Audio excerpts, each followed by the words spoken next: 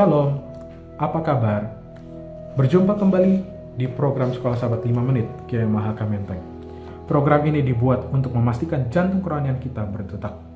Pada pekan ini, kita akan mempelajari pelajaran kelima dengan judul Alasan-alasan untuk menghindari misi. Ayat hafalannya terdapat dalam Yesaya 6 ayat 8. Lalu aku mendengar suara Tuhan berkata, siapakah yang akan kuutus? Dan siapakah yang mau pergi untuk aku? Maka sahutku, ini aku, utuslah aku. Saudara-saudara sekalian, pasti kita pernah mendengar kisah Nabi Yunus. Kisah ini sudah kita dengar, dan kita sudah dengarnya ini dari zaman kita anak-anak. Dan pasti di antara kita sudah hatam dengan kisah ini. Namun saya secara ringkas menceritakan kembali kisah Nabi Yunus. Yunus diutus oleh Tuhan untuk pergi ke kota Niniwe untuk menyampaikan kabar Tuhan kepada penduduk kota Niniwe. Karena apa? Karena penduduk kota Niniwe sudah melakukan apa yang jahat di mata Tuhan. Namun Yunus ketakutan. Yunus memilih untuk pergi ke kota Tarsis.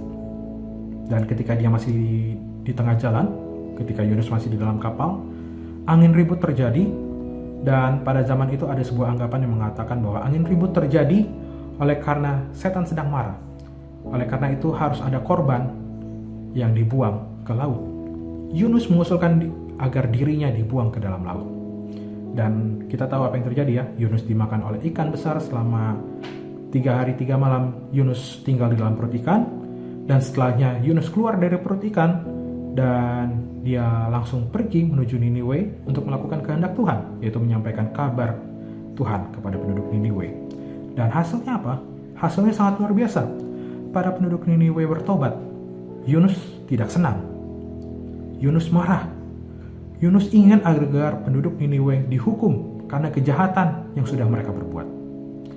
Apa yang bisa kita pelajari dari pelajaran Yunus? Apa hubungannya pelajaran Yunus dengan misi Allah yang sedang kita pelajari? Saudara-saudara sekalian, kita bisa saja mirip dengan Yunus. Kita tidak mau melakukan misi Tuhan karena kita takut. Yunus disuruh Tuhan untuk pergi ke Niniwe, kota yang secara fisik sangat bagus, indah, megah, tapi kota itu penuh dengan tindak pidana. Apa yang membuat kita gagal dalam misi Tuhan adalah karena kita mengizinkan diri kita untuk dikendalikan oleh ketakutan kita, gantinya dikendalikan oleh Allah. Kita juga bisa gagal dalam menjalankan misi Tuhan oleh karena kita memiliki pandangan yang salah. Yunus sebenarnya bisa saja menggunakan momen angin ribut untuk memberitahu mereka tentang Tuhan yang benar. Namun alih-alih melakukannya, dia sendiri malah mengusulkan agar mereka membuangnya ke laut. Sama seperti Yunus, kita memiliki beberapa anggapan yang keliru tentang Injil. Contohnya, kita harus mencari keselamatan dan memisahkan diri dari hubungan orang-orang yang berdosa. Padahal kita harus menjauhi dosa, tetapi tidak menjauhi orang-orang berdosa. Bagaimana mereka bisa meninggalkan dosa mereka jika kita tidak mengajari mereka kesalahan mereka dan memberi mereka harapan? Contoh kedua, keberhasilan misi tergantung pada diri kita sendiri. Tetapi kita harus ingat dan kita harus tahu, kita adalah kolaborator Tuhan. Hanya Dia yang mampu mengubah manusia. Misi kita adalah menabur. Kesuksesan selalu dari Tuhan. Kita bisa juga gagal dalam misi Tuhan karena kita merasa tidak nyaman. Apapun perasaan pribadi Yunus terhadap penduduk Niniwe, dia tetap melakukan misi Tuhan dengan mengkhotbahkan apa yang ingin Tuhan sampaikan. Dan hasilnya sangat mengesankan ya. Semua penduduk kota Niniwe bertobat. Oleh karena itu misi Allah harus diletakkan di pundak mereka yang mau berkorban, meskipun ada keengganan. Tanpa suatu roh pengorbanan diri, kita tidak akan dapat memenuhi misi yang telah dipercayakan Tuhan kepada kita. Karena kita perlu menyangkal kenyamanan tertentu demi kepentingan orang lain. Kita harus membuang prasangka kita, mendedikasikan sebagian waktu dan sumber daya kita untuk misi. Bersedia untuk digunakan secara emosional. Semua ini demi apa? Demi kasih terhadap jiwa-jiwa yang sedang binasa. Dan alasan kita bisa gagal dalam menjalankan misi Tuhan adalah karena adanya konfrontasi yang tidak nyaman. Yunus sangat kesal karena Niniwe tidak jadi dihukum oleh Tuhan. Tuhan mengajari Yunus bahwa Tuhan sendiri pun sangat menghargai kehidupan manusia, meskipun manusia itu adalah manusia yang berdosa. Tuhan kembali mengajari Yunus melalui pohon jarak. peristiwa pohon jarak itu terjadi karena Yunus senang ketika pohon jarak itu ada, namun dia marah karena pohon jarak itu mati. Hal sebaliknya terjadi ketika Yunus marah kepada Tuhan karena Tuhan mengampuni orang-orang Niniwe, namun Yunus sangat senang ketika Tuhan menghukum orang-orang Niniwe.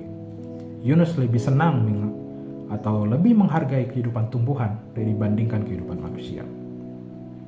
Apa yang bisa kita pelajari? Tanpa Yunus pun Tuhan bisa menyelamatkan Niniwe. Kita harus ingat bahwa kita hanyalah menjadi sebuah saluran bagi Allah. Tuhan hanya mau mencari para juru kabar yang mau dan rendah hati untuk mengikuti ajaran dan arahannya. Yesaya 6 ayat 1-8, ayat hafalan kita, merupakan suatu panggilan buat kita untuk menjadi seorang sukarelawan yang memiliki kemauan untuk mengikuti misi Tuhan. Kita bisa menjawabnya dengan berserah pada pimpinan Tuhan, mendengarkan suara Tuhan, dan kemudian memilih untuk taat terhadap apa saja yang Tuhan sampaikan kepada kita. Diperlukan utusan untuk membawa harapan bagi Niniwe modern. Ketika dipanggil, Yesaya menjawab tanpa ragu-ragu. Tuhan saat ini memanggil kita, oleh karena itu kita janganlah ragu-ragu, janganlah membuat alasan. Tuhan memerlukan kita. Ingat, jika ada anggota-anggota jemaat yang memilih untuk tidak melakukan pekerjaan penginjilan, mereka mengabaikan jiwa-jiwa yang untuk mana Kristus telah mati. Mereka mengabaikan tanggung jawab yang diberikan Allah dan akan dicatat sebagai hamba-hamba yang tidak setia. Ingat Yunus. Roh nubuat mengatakan bahwa dengan pekerjaan yang diberikan kepadanya, Yunus telah diberi kepercayaan untuk memikul tanggung jawab yang berat. Namun ia yang menyuruh pergi itu sanggup menolong hambanya dan mengorbankan sukses kepadanya. Sekiranya nabi itu menurut dengan tidak ragu-ragu, ia mungkin akan mengalami banyak pengalaman pahit, tetapi akan mendapat berkat yang limpah.